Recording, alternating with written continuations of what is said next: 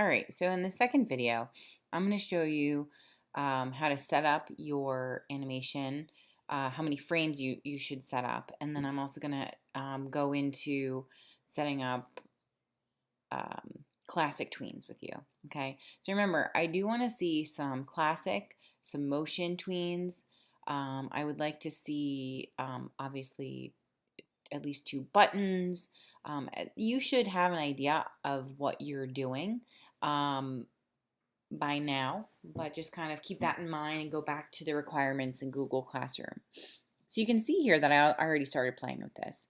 So I'm going to tell you that it doesn't really matter how long the animation lasts because it's going to be continuously looping and repeating itself. I'm going to have you play around with your animation being, I don't know, about 3, 4, 5 seconds long. You can choose and pick and experiment what you think works best. I'm going to put mine at 4. So the first thing you're going to want to do is really make sure your layers are organized.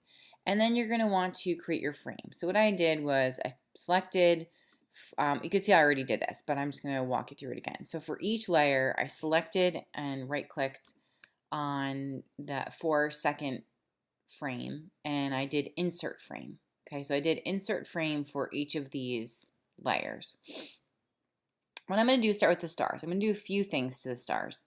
So they're going to start as is in the first frame, and then at around 15 or so frames, I'm going to have some of them move, like go up and down, or not up and down, but I'm going to scale them, so some will get smaller and bigger, almost like they're twinkling. Then I'm going to have some of them change color, and I might have another one of them move across the page. So I'm going to start by deselecting, clicking off of the stars, and selecting one star at a time. And right now I'm just going to change the color. So you can change the color in Animate now too. So I'm going to select my star. I'm going to click on my color swatches, and I'm going to just go around and select a few of these, change the color of them. Maybe I'll make some a little bit lighter. Maybe I'll make some white, or almost white, maybe a little bit more yellow. And maybe I'll do this one. Okay, so at 15 seconds, I have the stars changing color. Okay, what I'm also going to do at 15 seconds is have scale some of them. So I'm going to select this one, and I'm going to hold the shift key so it stays in place and move it down. Maybe I'll do that to this one too. Make this one a little bit bigger. Move it up. Whoops. Okay. Then at 30 seconds, I'm going to create a keyframe. And I am going to select the star. Let's deselect and then select again. And let's change the color of it again.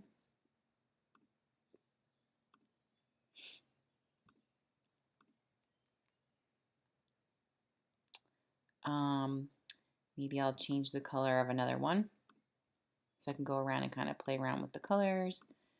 I want that a little bit lighter. And then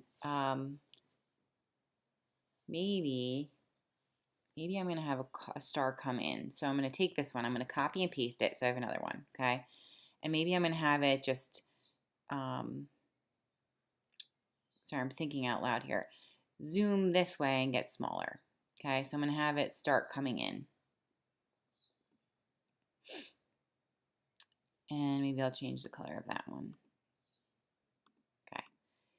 Now, should I have some of them get bigger and smaller? Sure. So maybe I'm going to play around with the scale of these stars. Whoopsie. So if you don't hold the shift key down, it won't.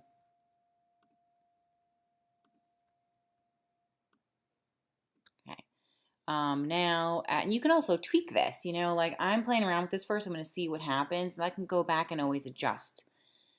So I'm doing every 15. Maybe I'll do 50. Okay, so at 50, I'm going to insert a keyframe.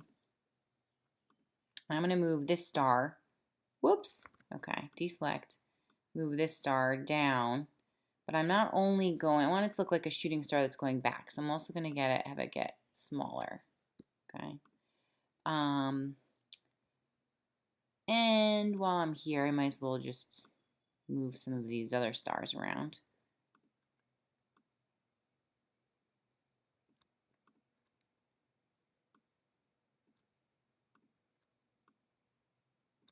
Now I feel like I should change the color of some of them too,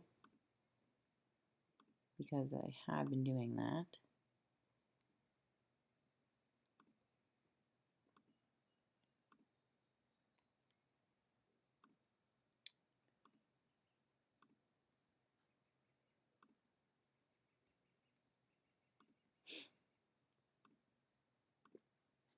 Okay, and then you need to take your time more with this. I'm not as much because I'm just using this as an example. So now I'm going to take this star again and move.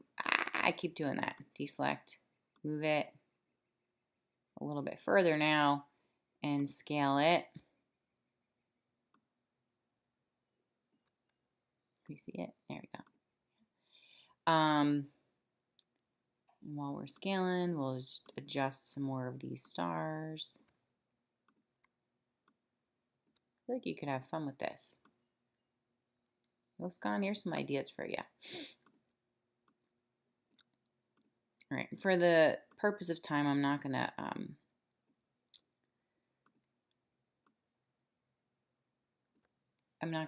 play around with color. And then maybe like around 9 or 90, I'll insert another keyframe, and I'm not going to change anything, but I'm going to just delete that as if it like went away. And you know, while we're at it, maybe I'll just scale some more of these, so you can kind of see what's going on here.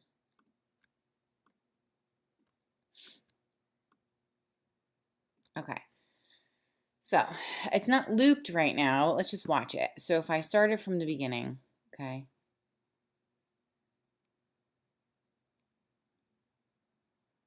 All right, so let's watch it again. It's pretty choppy, right?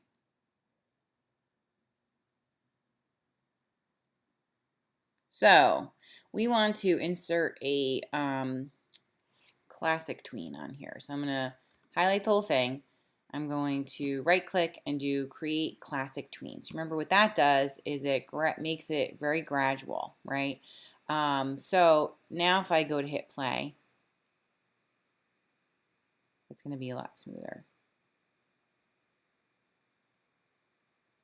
Okay. Well, in the beginning, I'm not sure why it's moving, but I'll play around with that glitch. So that would be a classic tween. All right, so I might go back and check out. I might have shifted something around. So I would go back and just check to see what's going on here. Yeah, see, you can see right here is where I messed it up. So I shifted the entire frames around, the entire star layer, and you can see that's why it's slowly moving up. So I would have to go back and replace that so that it works better. Just to show you the loop, you can see that this is your loop tool. So when I go to loop the entire frame, it will just continuously loop through. Right? So I'm going to go back and fix that. So anyway, I hope that was helpful. And this is a good place to start with your classic tweens. And I'll move on to motion tween in my next